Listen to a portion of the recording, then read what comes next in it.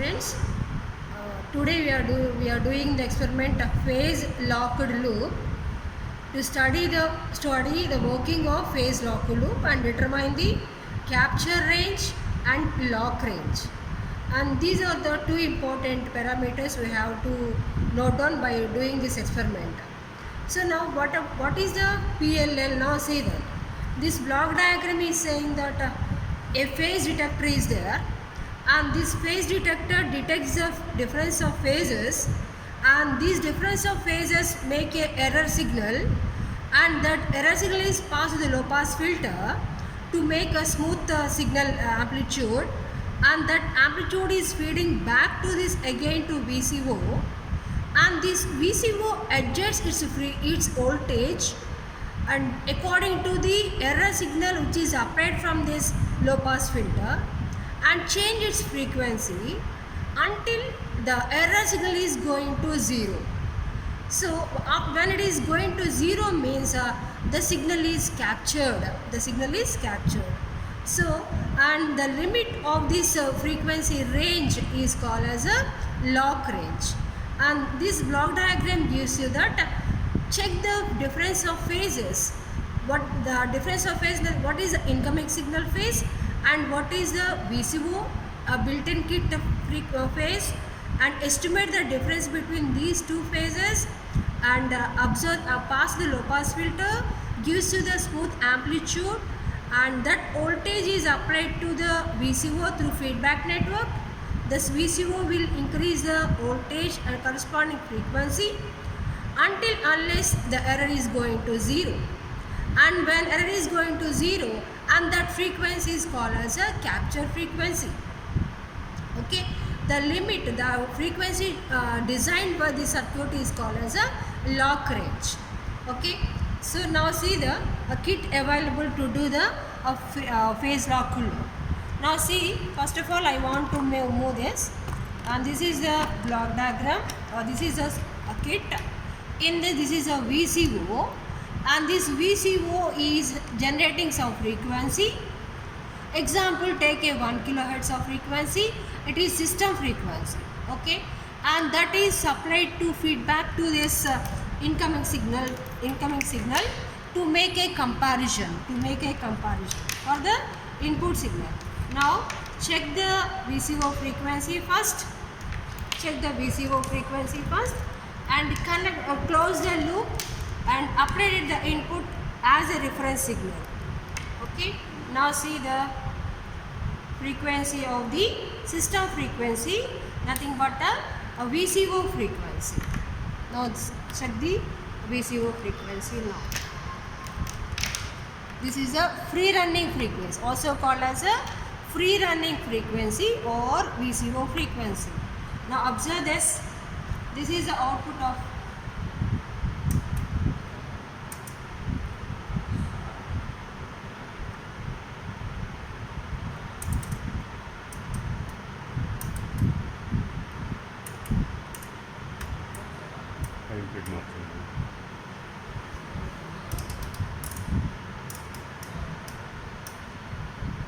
channel.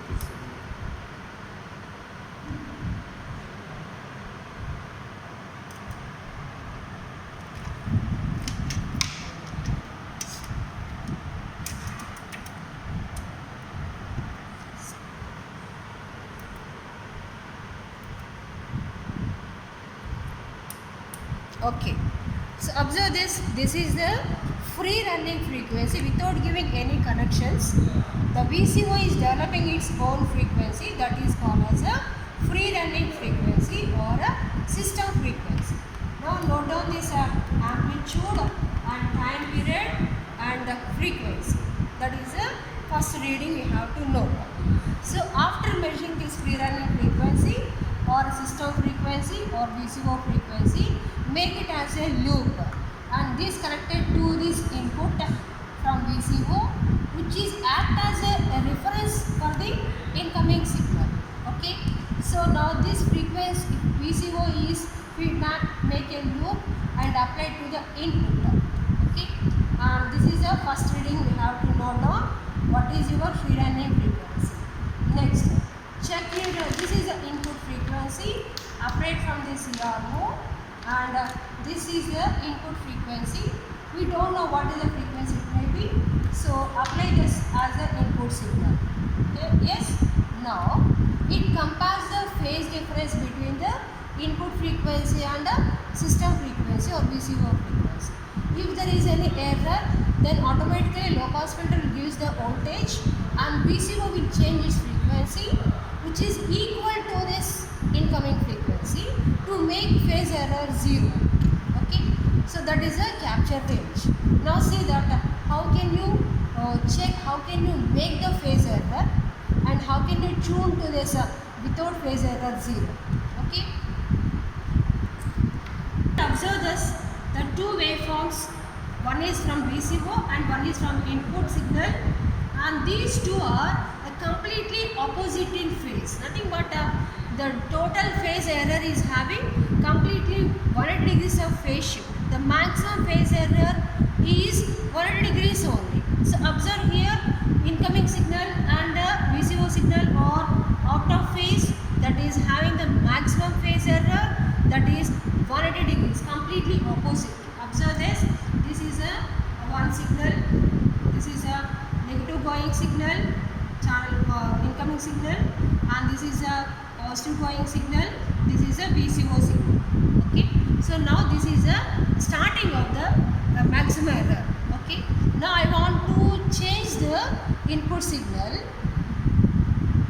Observe this, the phase angle is going to change, and gradually it is going to change, and observe this, these two signals are now in phase. These two signals are now in phase.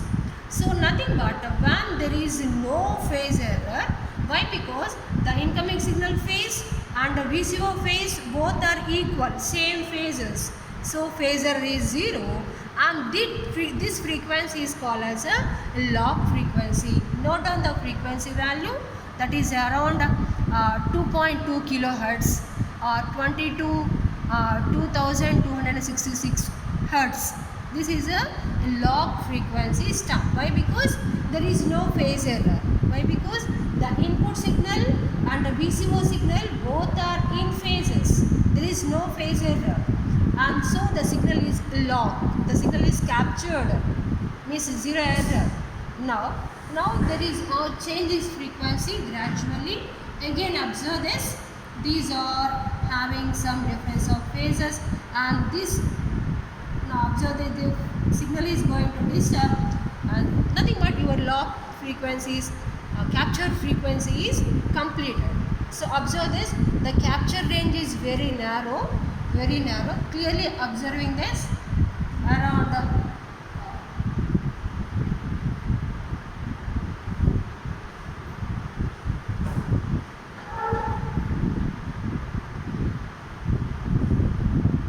observe this, around 1204 hertz, 1204 hertz, the phase error is maximum, so it is completely out of range.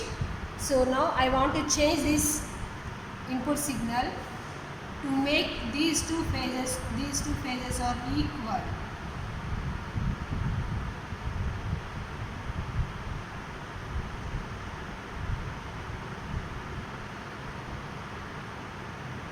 Yes, and this is the capture signal, capture frequency. Why? Because the phases of these two are same phase, error is 0, and the capture frequency is 20 to 32 hertz, 2.2 kilohertz, 2.2 kilohertz. This is a starting frequency of capture.